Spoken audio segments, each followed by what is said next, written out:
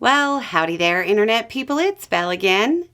So today, we're going to talk about drones, claims, realities, and likelihoods. Okay, so we've had tons of requests to talk about this. There was a flood of wild claims early on, and it took some time to sort through it all. But we'll give you the best information we currently have.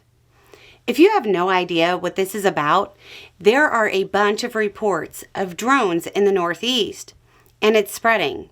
It's caused a lot of apprehension as the reports came out, and most of the media was not helpful. They gave air to a bunch of theories that just don't pass a cursory examination. Even some government officials are getting in on the act. An advanced drone detection system has been deployed. Let's clear up some of the wilder claims first. They aren't Iranian drones from a drone carrier off the coast. There's no drone carrier there. They aren't part of some bizarre plan to fake an alien invasion. There's a new one that says the drones are good, but looking for something bad on the ground, with the possibility of a radiological being floated. My issue with this is, why aren't they looking for whatever this bad substance is during the day? If it's an emergent situation requiring a mass deployment of sniffer drones, it would be running 24 hours a day. A loose radiological is kind of an all-hands-on-deck moment. In fact, out of all of the wild claims, there's only one we can't shoot down. Maybe that isn't the best terminology here. Anyway. But we'll get to that one later. Let's go through what we know. There's a bunch of reports of drones, some as big as a car. Most are cases of misidentification. So what's going on, and why are there so many reports? When the media talks about something, people notice similar things because they now have a frame of reference for it. You don't notice every car driving down the road, but you notice the cars of the same year, color, make, and model as yours, right? For a wider frame of reference here, there's more than 1 million registered drones in the U.S.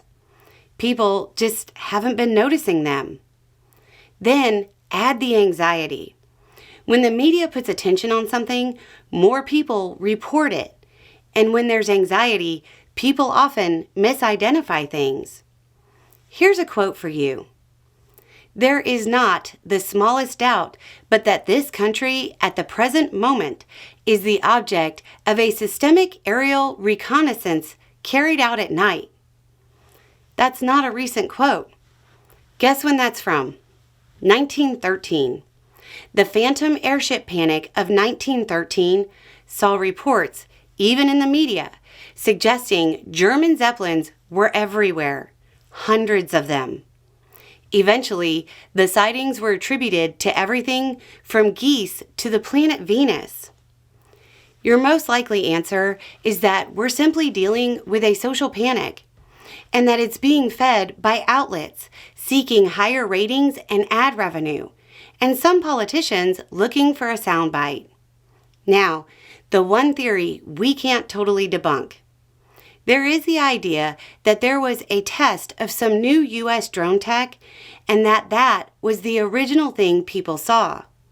Then from there, everything else is just stuff I mentioned with a unique starting point.